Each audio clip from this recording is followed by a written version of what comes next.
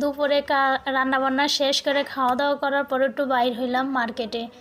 কি কি কেনাকাটা করি দেখেন। আজকে বাচ্চাদের জন্য কিছু কেনাকাটা করতে গেছিলাম।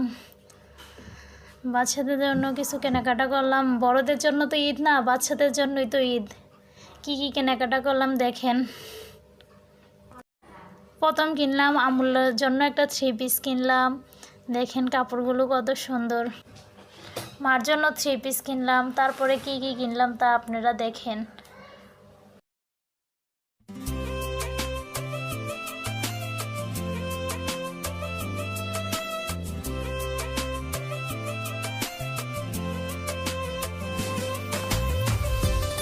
মার্কেট থেকে বাইর হইলাম। বাইর হওয়ার পরে লিচুর দোকানে গেলাম, কিছু লিচু নিলাম বাচ্চাদের জন্য। এখন কসমেটিকের দোকানে গিয়ে বাচ্চার জন্য একটা অলিভ অয়েল তেল নিলাম।